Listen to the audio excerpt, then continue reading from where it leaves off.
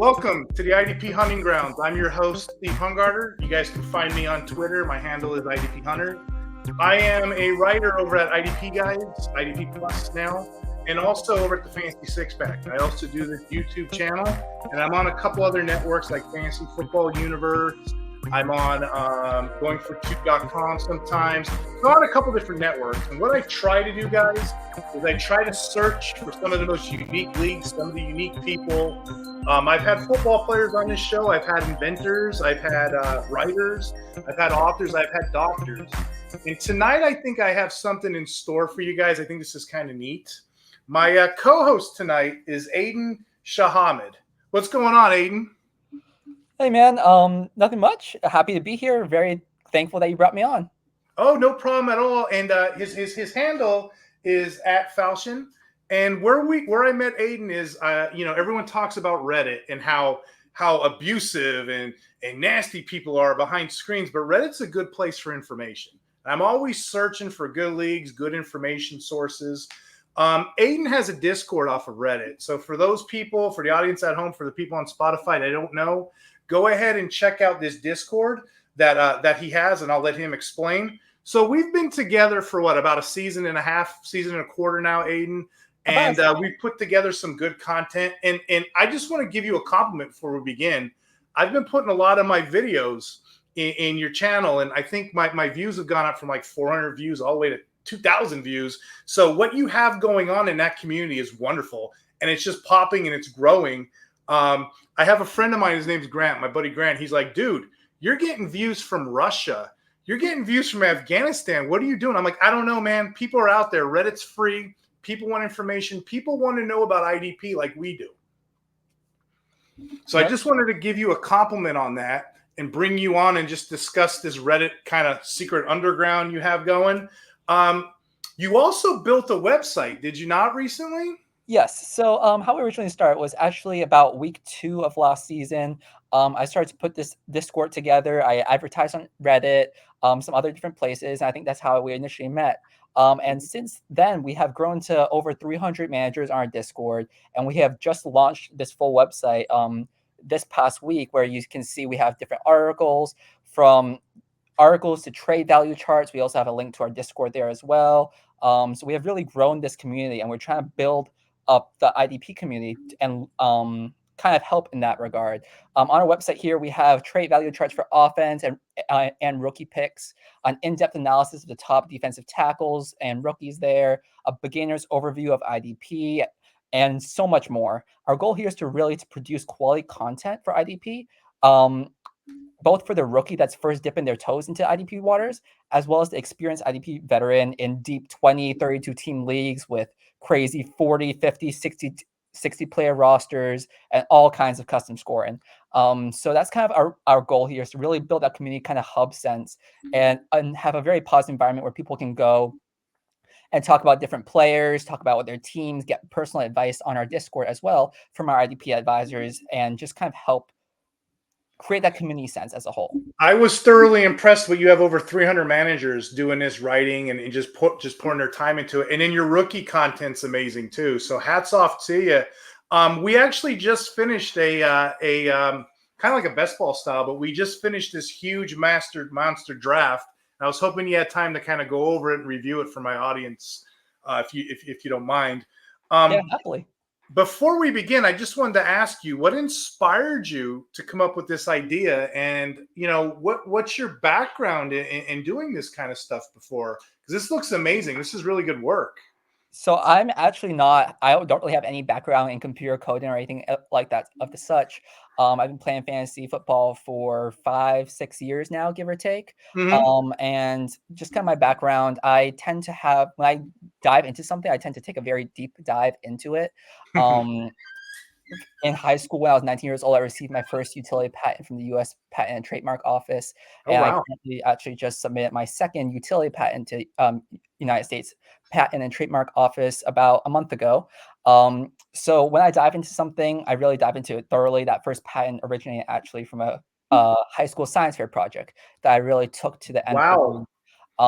So with fantasy football, it's really become my passion over the past couple of years. I find myself up way too late at night, 1, 2, 3, 4 a.m., looking at different stats, look at different players, taking a deep dive into next year's rookie class, trying to see where I can maximize values for all my teams.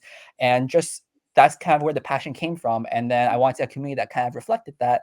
And I really didn't Yes. really find much of one for IDP. So that's kind of where I started to start my own and just kind of go from there. And I just want to applaud you for that. And that's so neat. And that's kind of why I wanted you on the show, because I try to bring in all kinds of different unique characters, different ways of playing. There's no wrong way to play this. It's so fun that you're doing that. You're bringing people together. I don't have this kind of background. That's why I was asking. And then also when I was younger, we did have websites. We had guys like, the IDP tipster. He was the only guy. He's a friend of mine now, Gary. He was the only guy out there actually doing stuff like this. And I've always wanted to be part of a website. So I thank you for letting me put my content on there. And guys, if you want to check this out, it's out there right now. He has it. It's running live. I got some of my work, some of his. We got a lot of people out here just putting it together. It's theidpcenter.com. But yeah, anything else you're up to? Anything else you've been doing?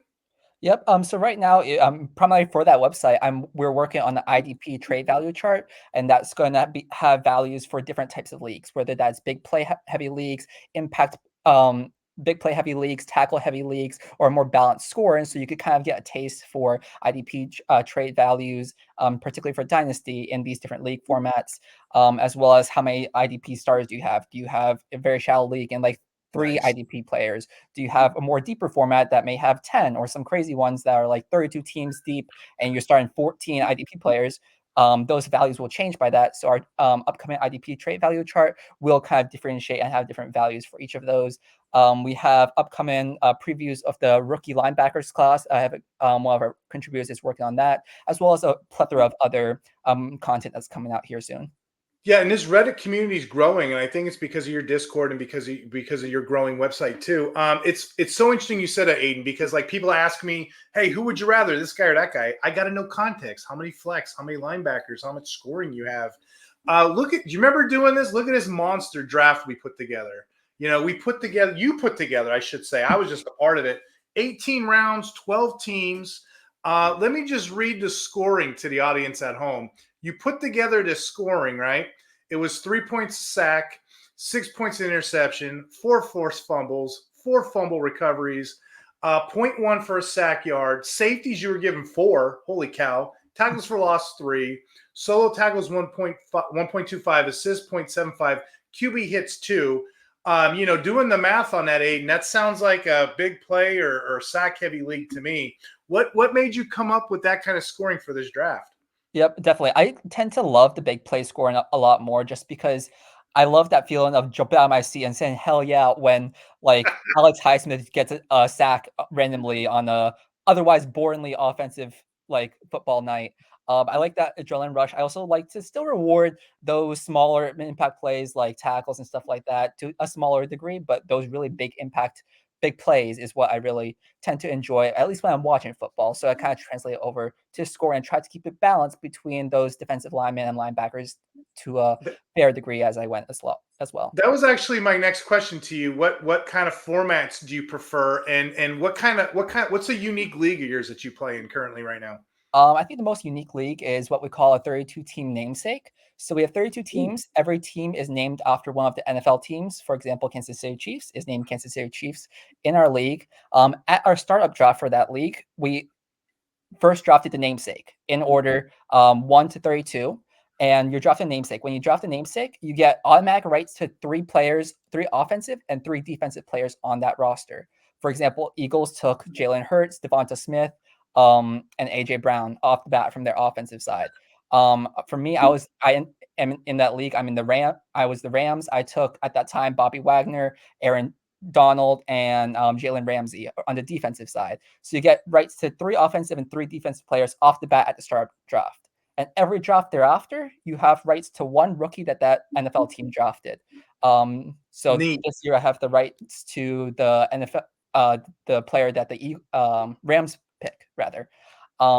So and then since it's based on the namesake, you play in the same division as NFL teams. You play against the same schedule. For example, in week 1, if I play the Niners, if the Rams play the Niners, then my fantasy team, the Rams, play the fantasy team, the Niners. And we just kind of go from there, follow the same playoff format and everything. See, this is kind of why I kind of need this, and I kind of bring people on just to different varieties. But I'm so old school, and some of these guys that have been playing as long as me, I'm not really impressed with them because they never do the math. And I don't know how you are. Whenever I join a league, I'm trying to do the scoring up, and I figured out quick. Aiden's a sack heavy guy. First round, I probably need to go get these defensive linemen. That's probably my mentality.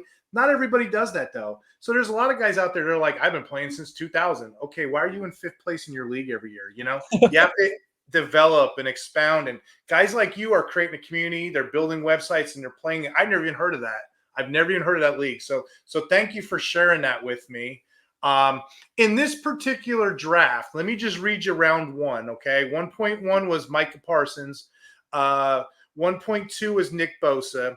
1.3, Nicky took Roquan Smith. 1.4, TJ Watt. 1.5, Max Crosby. 1.6, Aiden Hutchinson. 1.7, Myles Garrett. 1.8, Daniel Hunter. 1.9, Foyce Olakun. 1.10, Kayvon Thibodeau. 1.11, Nick Bolton. 1.12, Fred Warner. Who did you like in? Oh, you know what I'm going to tell you? I didn't want to discredit anybody because, you know, Reddit's a mixed bunch, but I did want to highlight some of the good values or some of the good picks. Who were your favorite picks, or who did you like in the first round? In the first round, I particularly like the Myles Garrett pick just because I feel like that 1.07 there, he really captured the end of that first tier for me. Myles Garrett, for me, was the biggest value pick in there. And you'll see as we kind of continue to talk, I'm really big in terms of values. I love each player individually, but it's all about, for me, where they go in the draft and at what valuation can you get them at. You know what's funny? I was thinking about this. I was thinking about this carefully, and that's such a smart take that you have. When I think of big play scoring, my strategy is probably try to get a DL in the first round or an edge player. Maybe in the first 5 rounds, make sure I have 2 or 3 of those guys, you know, at least. When I think of this year coming up, there's 6 DLs that I would like to take in there before I even think about a linebacker.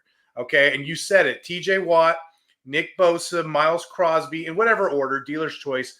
Parsons, of course, Hutchinson. I'd even go Josh Allen and Hunter. I don't know, that might be controversial, but I'd rather take those guys before a Smith or an Olakun. But those are my 7, and I was looking at the board too. I think Jerry Jones adopt me getting Garrett there.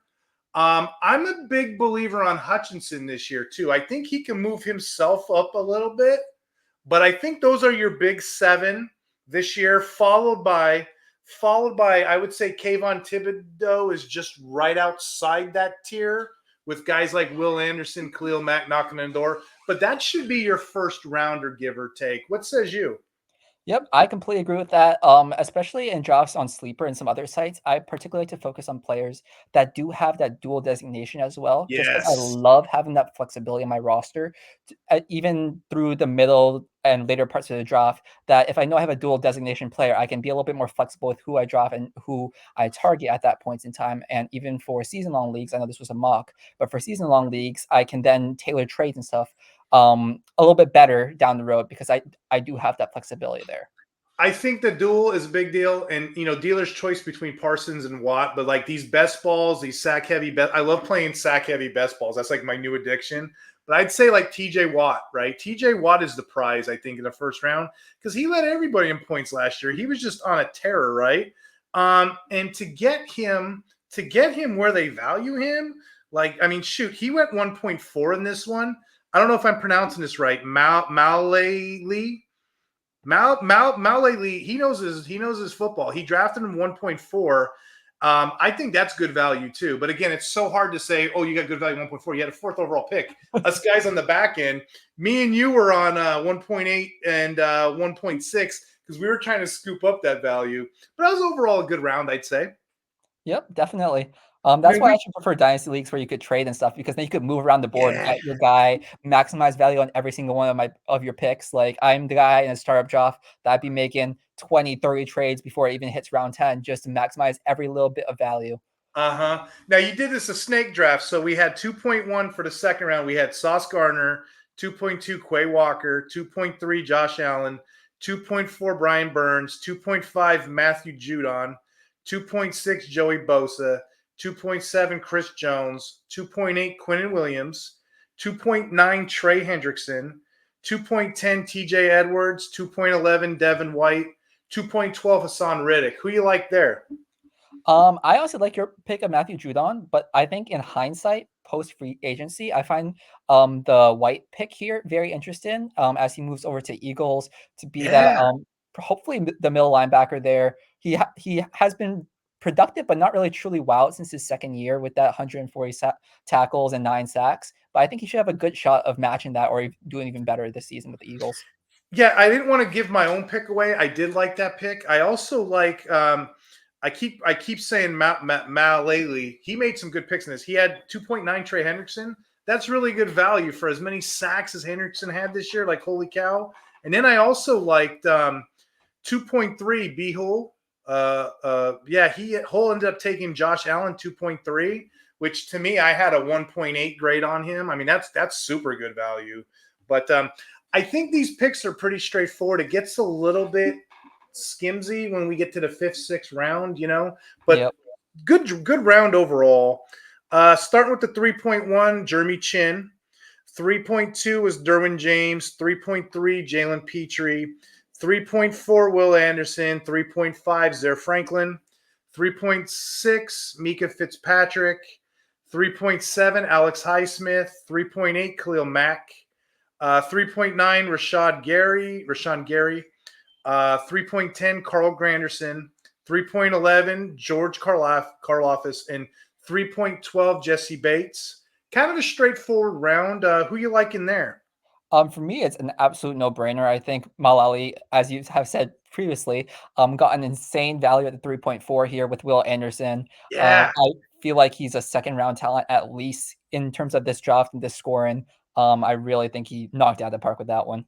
I don't know a lot of these people personally, and like I said, Reddit's a mixed bag, but I would be afraid to play with this guy in his leagues. I mean, he's killing it every round. He was right there, talent coming at him. Mad respect for Rashad Gary too. Rashad Gary, I mean, he was at 70% last year, most of the year. He was at half mast, and he's scoring like 3 sacks a game. I'm expecting big things out of him. So I think that team over there, the Rashad Gary team, I mean, I think like that's tree trunk. He couldn't come on today, but he was interested. Brian Burns in the second could be something. Gary could be second. An Olakun, and then he gets the next round. He gets Winfield. I think that could be a shutdown team too. So I like that. 4th round gets a little interesting. I think ADP's all over the place here. So let me pick your brain. I'll let you lead this one. 4.1 Montez Sweat. 4.2 Logan Wilson. 4.3 Bobby Wagner. 4.4 Antoine Winfield.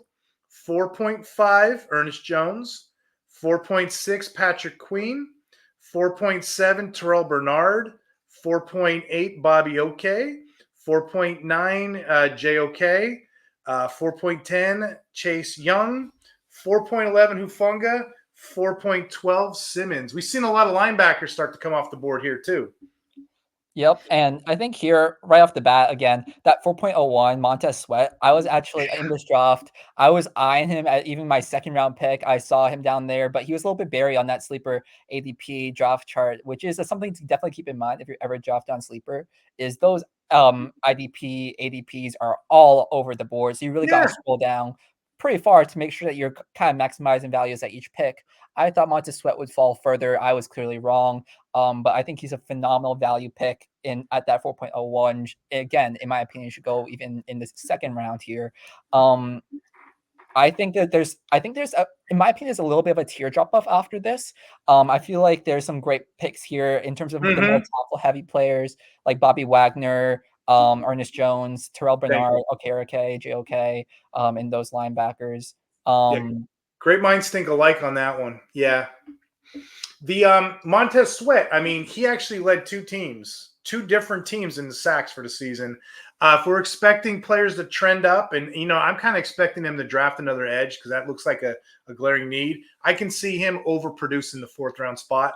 And you said it too. I like the Ernest Jones pick, the 4.5. Considering I got Jones in the top 5 after the Olakuns, the Smiths, the Warners off the board, I got him in there considering where he went and considering I was able to stack other DLs and put him in there. But that's cheating. That's my pick. And I took your pick. So I'll give you one more here. Linebacker choice in this round: Logan Wilson, Bobby Oke. Bobby Oke is a really good. That's a favorite pick of mine too. So ideally, we're seeing the scheme fall out. You can wait to the fourth and get your first linebacker. You can probably get a couple hybrid edges in the first couple rounds. Those seem to be the more successful teams, the ones that wait on DB as well. Yep, I gotta agree. I just feel like DB is a very, very deep position unless you're in one of those Yeah. crazy, like 32 team super deep leagues again. But I feel like DB in general is a position that you could wait on. And it really surprised me in this draft to see some of these DBs go so high. But in my opinion, that just helped me maximize value in terms of taking my DLs and LBs as need be here. I'm going to do the fifth and sixth round together because it's kind of, you're seeing the ADP go all over the place. Just tell me who you like in here, okay? 5.1, Dre Greenlaw. 5.2, Snead. 5.3, CJ Mosley. 5.4, Josh Sweat. 5.5, Kyle Hamilton. 5.6, Trevon Walker. 5.7, Bradley Chubb. 5.8, Buda Baker. 5.9, Jordan Brooks. 5.10, Brisker. 5'11", EJ Speed. Boyoy Mafe is 5'12", and then we'll go to the sixth round here because we did the snake. 6.1, Aaron Donald. Congrats on retirement. We didn't know at the time, right? Yep. 6.2, Buckner. 6.3, Lavu. 6.4, Jalen Phillips. 6.5, Quincy Williams. 6.6, Harold Landry. 6.7, Trent McDuffie. 6.8, Christian Wilkins. 6.9, Levante David. 6.10, Dexter Lawrence. 6.11, Pat Surtain. 6.12, Tremaine Edmonds. And before you even make your pick, I can kind of tell. When I said, I think I know who you're going to go with. I'm pretty sure. Who are your favorites in those two rounds? We'll see. We'll see. We have a couple here that I did enjoy. I was my pick, but I did enjoy Trent McDuffie here at 6.07. I know I don't love my DBs too early, but I do have a soft spot for Trent McDuffie. I think in the SPAG system, he was used masterfully on that cornerback blitz, and he actually had the second best pass rush grade amongst corners last season. So I'm very high on him going forward in this format. What do you think of McDuffie? Oh, yeah, McDuffie shut down all the, and you know what's funny? I wrote an article over at Six Pack last year in the offseason. They call that evergreen writing, so I have time to kind of freestyle. I'm like, dude, if you go back 2 years ago when the Chiefs went to the other Super Bowl, McDuffie was the shutdown, not Snead. He was, and he was the one locking down. You always want, I guess as a strategy, you always want, people say they don't like corner. I like corner, especially if it's pass deflections like this. But you want the one on the inside. You don't want the one on the outside. You don't want the guy covering. You want him. McDuffie is the sneaker one. I would take McDuffie over Snead in those drafts. A lot of times people have it backwards. So I love McDuffie. That was one that I was going to comment on. But also Jalen Phillips there. I know he got hurt. But again, if this is a regular draft, if it's a best ball, just put him on your bench. We're in the bench rounds now anyway. Put him on your bench. Jalen Phillips is going to go off. There's nothing but airspace and opportunity for him. So those are my two favorites if I was to choose. And again, the value's running out. This is starting where you start to call your shots, you know. I noticed Nikki took Dexter Lawrence 6.10. I'm not necessarily a defensive tackle guy. I mean, I'll take him. If the points are, 4 points tackle for loss, that sort of thing, I'll take them. If it's a high enough tackle for loss, defensive tackles are good. I try to stay away from zero techs. I try to stay away from nose guards, true nose guards. And I want to say the Giants are the only team right now running that nose guard. But for some reason, man, PFF loves Dexter Lawrence. He gets so much pressure. Him and Quinnen Williams, I don't fault anybody in a best ball or a sack heavy trying to take those guys. I think that's a smart pick because if those pressures translate to sacks, he might have something there. And this is all the way to 6.10. So those are my three favorites. Yep, I gotta agree with that. I also just want to highlight Tremaine Edmonds as well there at the 6.12. I feel like he is a great value pick there as well because he is kind of getting the same snap share as TJ Edwards, who went in the 210, it looks like here in the draft. So you're getting him almost 4 rounds later, and his production when healthy there was quite similar in my opinion. So you're getting him 4 rounds later and similar production at that. I love that personally. Oh, yeah. And then Edward 6.12. I mean, shoot. So when we go to the 7.12s, you'll notice another trend here. we're getting on off that tier of elite DLs. Now we got the defensive tackles. Now we got the edges. And I noticed that in this draft, once the top 7 went off the board, then we start looking at PFF edges, now defensive tackles. So let me just read you this next round. 7.1, we got Jeffrey Simmons. 7.2, Greg Rosal. 7.3, Kyle Duger. 7.4, Bryce Huff. 7.5, Devin Lloyd. 7.6, Tuli Tulapu, however you say it. 7.7, Josh Uch. 7.8, Justin Matabuke. 7.9, Jonathan Greener. 7.10, Jalen Carter. 7.11, BJ Ojolari. 7.12, Samson Ubakam. We know who that is. And then I'll do the other round with it. We'll do the snake goes 8.1, Julian Love. 8.2, Troy Anderson. 8.3 is Z Al-Sharir.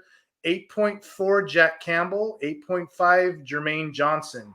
8.6, Christian Harris. 8.7, Reed Blankenship. 8.8, Matt Milano. 8.9, Brian Branch. 8.10, Cameron Hayward. 8.11, Pete Warner. And 8.12, Cody Barton. There's a lot to take in those 2 rounds. So many players' thoughts in my head. Who do you like in those rounds?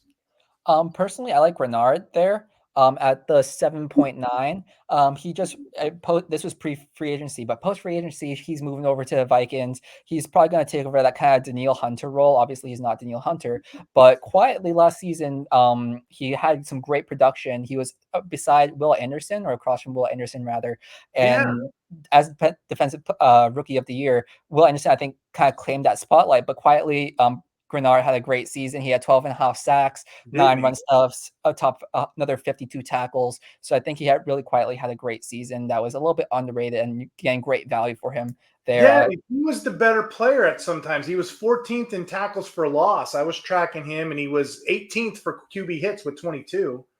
You mentioned the tackles. I mean, what more do you want out of a guy? He just doesn't have the name as the other guy, Yep, and that's what I love in these drafts is like you'll see a lot of these guys with names, for example, Snead and stuff get pushed up the board, and then you have these guys that kind of fall like Renard down to this level, and you're getting really great value for him. Yeah, like I thought the reach for me was kind of Jerry Jones with the Josh Uch pick, but it's so funny, right? You're in the same round as this guy. This guy ends up taking a Bryce Huff or Jeffrey Simmons. A couple picks later, you got a Josh Uch. Like, how is that even fair? Rags to riches. How's that even fair? But this was before free agency too, when Huff signed with the Eagles. That's a good spot for him too, with all the penetration, with all the PFF. He had 10 sacks last year, unlimited snap time, so more to come. I liked him. Of course, if you're punting linebacker like I was trying to do, Devin Lloyd would be a good steal there. The Devin Lloyd's a JOK's the next level. If you watched the end of last year, those guys were killing it. And then I kind of like, not this high at 712, Willifee. He took Samson Ubakam.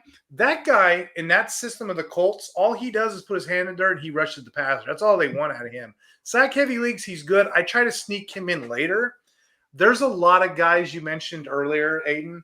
You can exploit the ADP this time of year. And I'll tell you, Samson's one of them. He's nowhere on the radar. Reed Blankenship, who was a top 15 player, depending on format, right? You can get him late in drafts. Shaq Thompson, no one's talking about. So there's a lot of guys buried in here. So when we get to the last 10, from 10 on, I'm just going to ask you your favorite players. We won't go through line by line each round. But yeah, anybody else in those 7 and 8 that you liked? Nope. In 7 and 8, I think we covered them all there. Yeah, I like Jermaine Johnson a little bit, but it's a wait and see. So let's go round 9.1 Van Ness, 9.2 Tranquil, 9.3 Leonard, 9.4 Demario Davis, 9.5 Nuuso, 9.6 Kaiser White.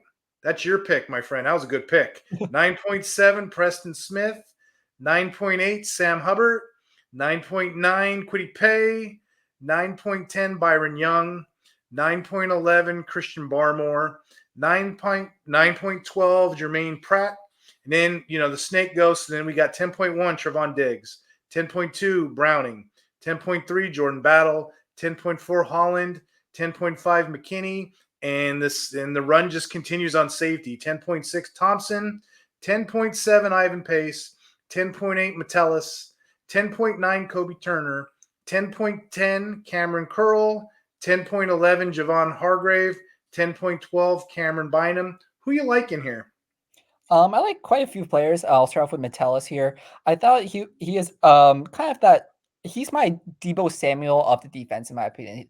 The Vikings use him in so many different ways, from blitzing, run defense, man coverage on tight ends, deep or underneath the Yeah, zone. And so I'm just really excited to see how he performs in his second year in this system going forward with the Vikings. And I think he nice. could return some pretty solid value even from that 10.8 10.8 position there. I also like Sam Hubbard. I think that he, again, you might see a little bit of a theme here. Opposite of Trey Hendrickson, he Uh-huh. also is pretty consistent, averages pretty solid numbers as well, and he could easily see a jump as well, in my opinion. Those are all good thoughts. And yeah, always take the guy opposite. Same thing with corners. Okay, some guy takes Sauce Gardner early. I'll take the guy opposite of him and I'll get those extra, deflections, whatnot. You know what I noticed a trend with, not just this round, but the one before? When all the good players off the board and you're never wrong taking a chance with the rise of a year two player.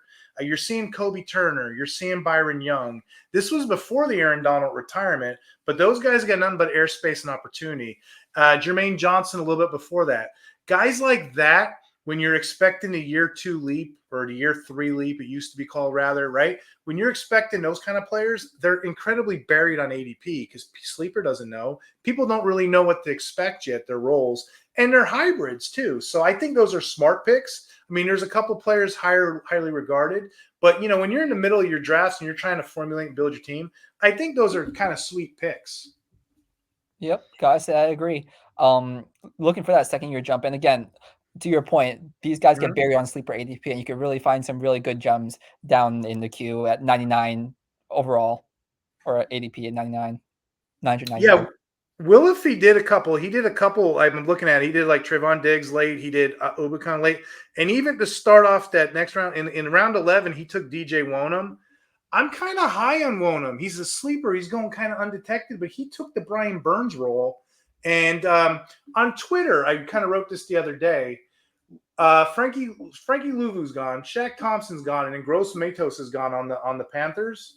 That's 70.5% of all their sacks. So somebody in there is gonna have to feast. Give me the cheap guy, and what do we know about Wonham all these years, right? Doesn't necessarily get snaps, but he goes and he blitzes the court. So at 11th, the 11th round in a best ball, sign me up for that as well. Yep, Um, especially because we'd be expecting him to get more snaps here, filling in that Brian Burns role, as you mentioned earlier. We actually wrote about him on our website, on the edge rushers, post free agency edge rusher movers, and he was highlighted on there as a potential breakout sleeper, on there. So I really did love that pick as well. I really enjoyed this draft. Of course, I prefer to wait on DBs, but other than that, I think this is a pretty straightforward draft. I mean, there are a couple picks that people are going to probably criticize or put in the comments, whatever. That's not what it's about. I mean, every league you're in, somebody's going to take their shots. So this is a pretty straightforward draft. I think a lot of people knew what they were doing. We're already 10 rounds deep. I'm talking about round 11. We went all the way to 18. I'm not going to bore the audience with all the picks, but again, if you need this far, if your leagues are this far out, I had a guy on the show last night. He had a 64 team league, so he could probably need something like this. But for the rest of us, this is kind of concluding our draft. Question for you, Aiden: anything from rounds 11 to 18 that sticked out to you? Any good value in there that you see that you like? Round 11, from the 11.6, it was my pick, but I do like the Willie Gay pick there. Hmm. He's moving to the Saints right now. They still do have Davis over there, but he's kind of stepping out of that Nick Bolton shadow, and I'm curious to see how far he rises up and performs this season. Yeah, I'm looking at a couple of these which I find interesting, and basically when I'm this deep, I'm looking at position dependent because it can go either way. Like for example, my last pick, 18th round, is just something I've been kind of holding on. DeMarco Helms was a rookie last year. He replaced Grant. Maybe it was a coaching decision. Maybe they didn't like him, whatever. And he produced. He went kind of undetected as a rookie. I don't know if you remember last year's rookie draft, rookie content. But Jalen Hyatt was one of those guys, or 2 years ago, rather. He was so heavily touted to come in the NFL in the Giants draft. He scored 5 touchdowns in that one game against Alabama. I don't know if you remember that. It was on Helms. So people are like, oh man, this guy's not good. But he had an overall great career. And he gets buried on depth chart. They pull Grant for some reason. They put him in. That may be a last round cheap defensive back in some kind of format. So, that was my pick. That was more of a hope and a prayer. But I like these late round DBs, the Jordan Fullers, the CJ Gardners. Somebody, the Italian Stallion took Sidney Brown. I'm pretty high on him now that Bayard's gone. But there's a lot of guys in here. Even the 14th round, Derek Brown. That just goes to show you how deep defensive lineman is so deep, especially teams running nickel now and less linebackers. So linebackers are kind of rare. Maybe get them mid rounds. Defensive line is so deep. Derek Brown was leading his team on combined tackles last year on the Panthers. So there's a lot of good players within here. It's just I gotta see Spillane dropped it a 14.9. And, I'll give one more. I'll say Leonard Williams, the 14-12. He's back in Seattle. It's the same deal. I have him regarded, top 100, and you're getting him at the end of drafts. He had 1, 2, 3, 4. I'm looking at it now. 5.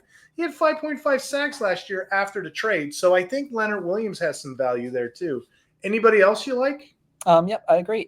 We got Leo Chanel over there at the 16.3. It's gonna be interesting to see who slots into that Willie Gay role. I just spoke about him moving over to the Saints, but now that role does open up on the Chiefs. So, and he did fill in okay for Nick Bolton when Nick Bolton was down with multiple injuries last season. So I'm curious to see how he does fill into that role, and he does have some decent upside over there, in my opinion. Also solid value I see is at 15.5. You got Van Ginkel. He's also moved over to the Vikings, and he'll likely be opposite the other free agent acquisition. So I think he really had a little bit of a breakout season last season. It's possible he may regress some, but I think still in a best ball league or a big play scoring league at the 15.5, you're getting a really solid value there from him. Yeah, I think a lot of these guys that are in your crew on the Reddit, and again, guys, check his page out. At the very least, check us out on Reddit. The content is incredible. The market you guys are creating, or the community, I should say, rather, it's the idpcenter.com. Check in with us, especially that Discord, that crew that you put together in there. Hats off to you, sir. Because like I said, a lot of them are very knowledgeable. They're answering questions better than some of the Discords that I've seen. Some of the, the ones that people are paying content for. So Aiden, from here, what are your future plans? What do you got going on? What's new with the websites? Yep. So with the website, again, we're working on that IDP trade value chart for a variety of different leagues and valuations there. We're going to continue as we advance. We've got a rookie mock draft coming up, full 4 to 5 rounds of both offense and defensive players there to get some handle on ADP and figure things out as we go. We continue to roll out content as we approach the season, update it on risers and fallers, etc. On our Discord, we're actually have multiple startup leagues. We've got a 12-team IDP plus offense, $25 buy-in with league save, etc. Firing up here shortly. We got all kinds of leagues, best ball, redrafts, all things firing up from our Discord. And really from that Discord, we're trying to build that community, that sense of community, that hub for people to join and come and participate in. We got our IDP advisors there. All you need to do if you join is drop us your scoring and perhaps your team if you wish, and we could give you advice on how to handle your team. We actually had just one member yesterday saying, "Hey guys, I'm new to IDP. I took over Orphan. We got 7 IDP starters. I don't know what the heck to do with a team. Can you guys please help?" So we've been jumping into that, helping him out there, kind of helping teach the ropes. And even if you're a veteran and you have a trade on the table and you're just like, I don't know about this, can I have a second opinion? Us and our IDP advisors and stuff will be happy to help there as well. And I'm on there contributing as well. And, of course, I'm on the other Discords, and, I'm a writer too. And I'm going to help you. I'm going to help you what I can to get this thing raised. And you said it. It's so neat. Hey, I'm new to IDP. Give me that brand new person than somebody that's been playing for 20 years. Like I said, why does that guy finish in the 5th? Let me learn. And I kind of enjoyed talking to you today because I'm the same way. Before I start any draft, I'm looking at the QB hits. I'm looking at the sacks. I'm adding all that up. I want to know what kind of league I'm drafted in because context matters with everything. Context matters. A lot of people don't know that. A lot of people just draft picks. So it's so neat to see that. It's so neat to bring it to an audience. And there's no wrong way to play fantasy football. IDP is constantly growing, and you'll see it on the channel. We have a growing community with this kind of stuff. So I just want to thank you for coming on. Aiden, are you on Twitter or anything? Where can the audience find you if they have questions, or where are you normally surfing at on the internet? So honestly, where I'm normally at is Reddit and or our Discord. You can find our Discord. It'll pop up in a little box to join, or under our community on the website. But otherwise, that's pretty much where I'm at. And then you guys can find me on Twitter at IDP Hunter.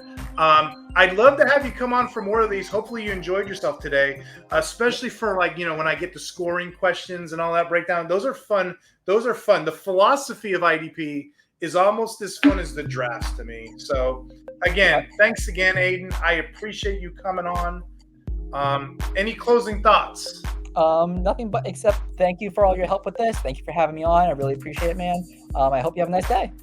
Yeah, and great things coming for 2024. Again, guys, the IDP, I'm losing my train of thought here. The Discord, the IDPcenter.com, the Facebook page, not Facebook. See, I'm losing my mind. The website and the Discord. We're on Reddit, and like I said, don't just go on Reddit and leave posts. Go and check out our Discord. There's an underground. There's a community that cares about you, cares about scoring, and we talk. And you know what? It's surprisingly civil. You run a very clean show over there. I was expecting the worst, and when I went over there, I'm flinching. It turned out to be a great experience. So thank you for providing that for my audience, and not just everyone, but myself as well.